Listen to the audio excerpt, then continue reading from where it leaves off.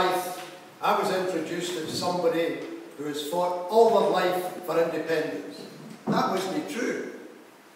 In 1970, in a by-election in South Ayrshire, I was elected as a Labour MP on a British Unionist ticket. And I believed it. The best place for Scotland was inside the United Kingdom. In Ayrshire, I had the reputation as the hammer of the SNP. And I went out to London firmly believing that. A couple of years down there, I began to wonder. And actually, I'm a touch typist because I was brought up in the Royal Navy as a radio operator.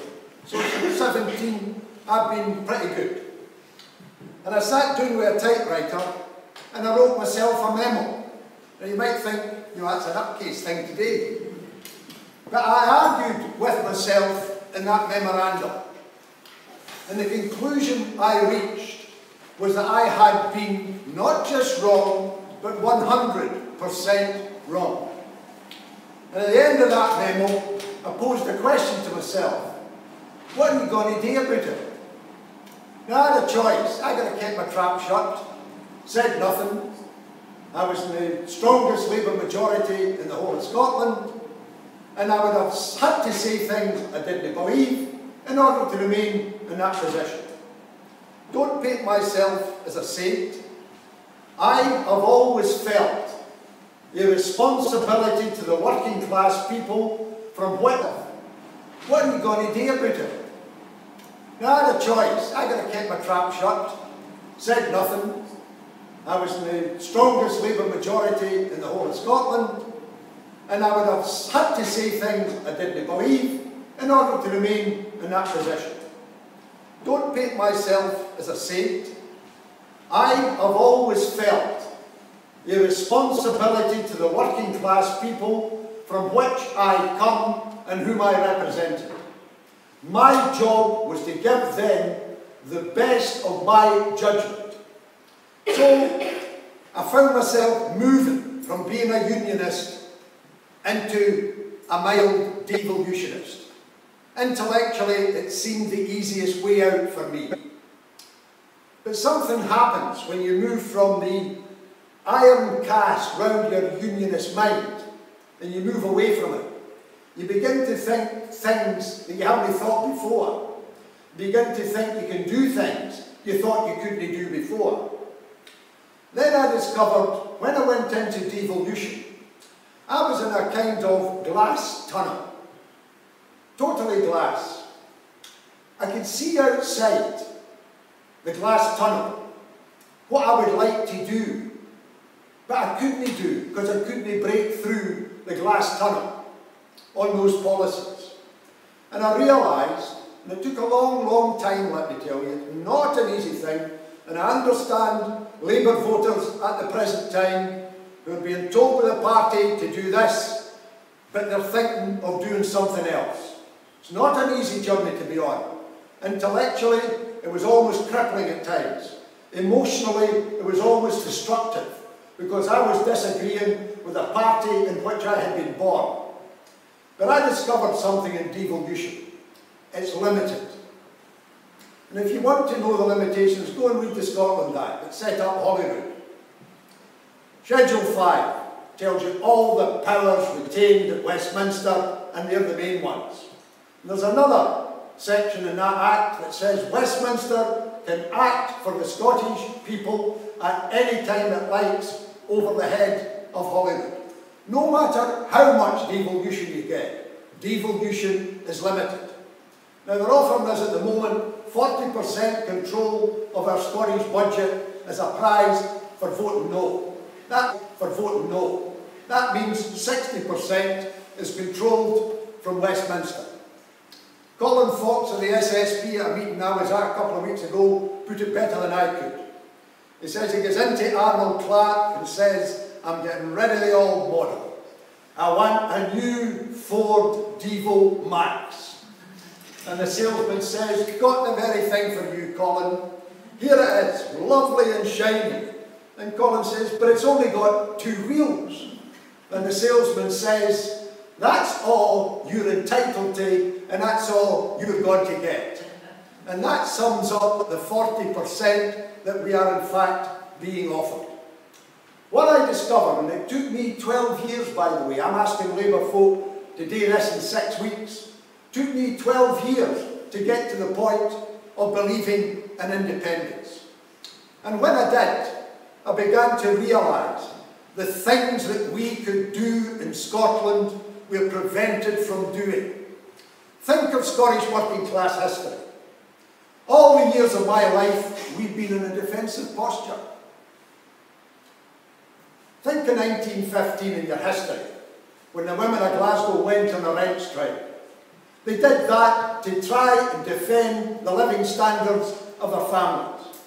Think of the working class when we tried to stop the deindustrialisation of Scotland, the destruction of Ravenscraig, and the coal mines, and a lot of the shipbuilding industry, and the engineering industry. We were defending ourselves. As unemployment rose, we tried to defend ourselves. We tried to defend ourselves against Thatcher. She smashed our economy just the same. We defended ourselves against the poll tax.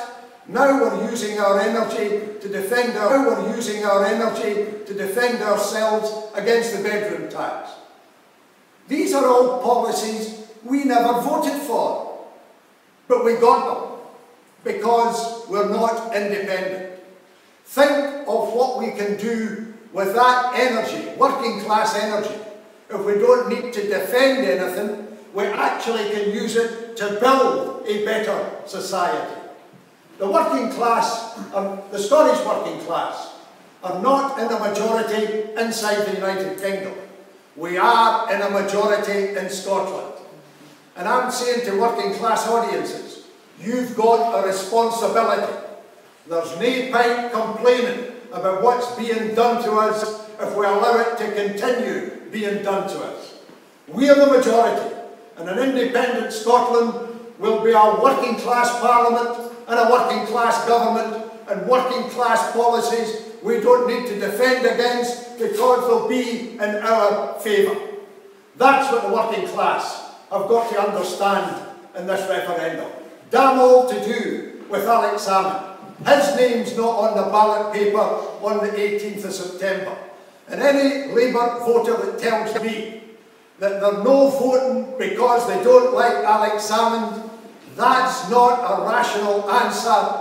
That's an excuse, and it's an inexcusable excuse. This election isn't an election, it's a referendum. The SNP cannot win this referendum on their own. The core SNP vote is about 25 to 28%. If you add the Greens and all the rest, you're nowhere near the 51% we need. That is going to be delivered by the Labour voter. So the Labour voter, more than any other voter in Scotland, has an enormous responsibility on their shoulders at the present time. Now I just want to make one comment, which is on the currency, because I didn't see it last night, but I understand Ali didn't deal with it very well. I'm not in favour, and never have been, of a currency union that gives the Bank of England any say on our policies. Put your hand in your pocket, your purse, and what's inside? A Scottish banknote, which is 1-to-1 with sterling. Why can't we have that in an independent Scotland, with our own central bank, producing our own Scottish currency linked to sterling over a transitional period of 1-to-1? Nay bother at all. But there's something I want to add. Not only will it be a strong currency, it will be stronger than most currencies in Europe, because we export more than we import. And when you export more than you import, you bring in foreign currency, yen, dollars, euros and sterling. And underpinning that separate Scottish currency will be massive reserves, because we will have a great balance of trade and a great balance of payment surplus. I'm finishing now with a quote from two very different women. This one's from Joanne Lamont, leader of the Labour Party in Scotland. We're not genetically programmed in Scotland to make political decisions. Get that word, genetically. Not only are we too wee, too poor, we're now too stupid to run our own affairs. The other quote is from Margot MacDonald.